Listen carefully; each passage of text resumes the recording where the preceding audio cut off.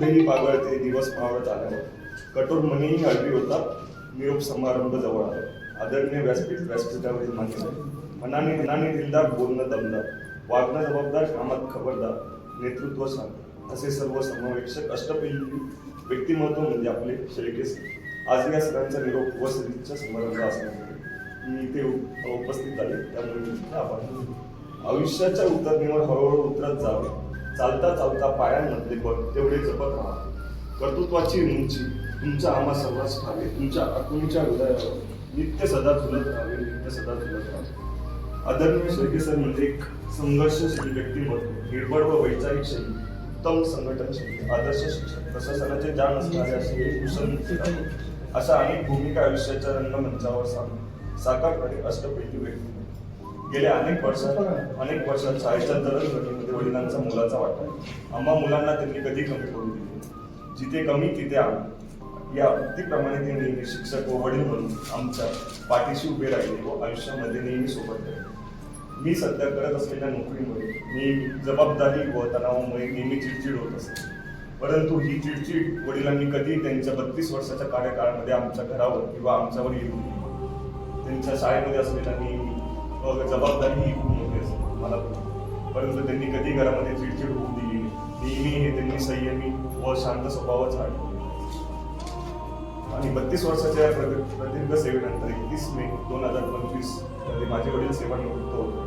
आज आपण सर्वांनी त्यांची यथोचित सत्कार व सोहळा आयोजित केल्याबद्दल आमच्या शेळके कुटुंबाकडून तुम्हा सर्वांना मनपूर्वक धन्यवाद. माझ्या वडिलांनी जी 32 वर्ष सेवा केली ती अत्यंत प्रामाणिकपणे केली आणि आम्ही त्याबद्दल त्यांचा सार्थ अभिमान आहे. प्रत्येक जण हे मोटिवेशनसाठी किंवा चिकाटीसाठी वेगवेगळे व्हिडिओज बघतात किंवा वेगवेगळे काउन्सिलिंगकडे जातात, परंतु माझ्या जीवनामध्ये माझे वडीलच मोटिवेशन, कारण की त्यांनी कधीही कामाला दुय्यम स्थान दिले. काम हे त्यांची नेहमी फर्स्ट प्रायोरिटीच असते.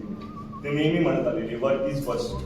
त्यांनी कामालाच आपलं पूजा मानली. तुम्ही पण बघितलं असेल की शाळेमध्ये येताना नेहमी हे वडील हे पहिल्यांदाच इथे आले, कारण की त्यांना पण माहिती की मी जर लवकर गेलो तर माझा आदर्श हे बाकीचे शिक्षक लोक होते, आणि हाच आदर्श त्यांनी माझ्या जीवनामध्ये पण ठेवलेला आहे.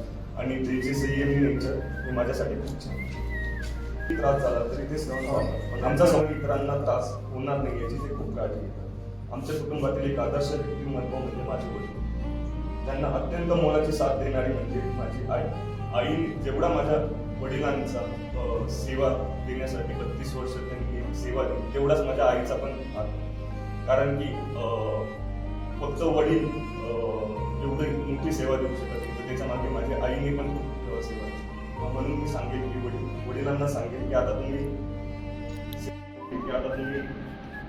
सेवानिवृत्त होत आहे, थोडा वेळ स्वतःसाठी पण द्या. आईला पण सांगेल की थोडा वेळ तुझ्यासाठी पण दे. सगळ्या जबाबदारी देण्यासाठी आता सून पण आलेली आणि सगळ्या जबाबदारी मी पण. माझे आई वडील ते दोघांनी आयुष्यात आमच्यासाठी खूप कष्ट केले, आमचे शिक्षण पूर्ण केले, आम्हाला आयुष्यात कोणतीही गोष्ट कमी पडू दिली नाही. त्याबद्दल मी त्यांचे मनापासून आभार मानतो. त्यांनी आमच्यावर जे संस्कार केले त्यामुळे आम्ही आज त्यांना आश्वासन देतो की तुम्ही चांगले संस्कार आम्हाला कधीही वाया जाऊ देणार. मी माझ्या वडिलांना एक विनंती करेन की आतापर्यंत तुम्ही हे दुसऱ्यांसाठी जगला, दुसऱ्यांसाठी कष्ट केले, बाहेर कुठेतरी फिरायला जा, काश्मीर सोडून नक्की तुम्हाला 4 देशापण मी नक्की फिरवेल, याचं मी तुम्हाला आश्वासन देतो. आणि आतापर्यंत तुम्ही आम्हाला सांभाळले, आता यापुढे आम्ही तुम्हाला सांभाळू आणि ही जबाबदारी आहे. आणि हे सगळ्यांसमोर मी तुम्हाला आश्वासन देतो की तुमची पण मी चांगली काळजी घेईन आणि स्वतःसाठी वेळ द्या. स्वतःसाठी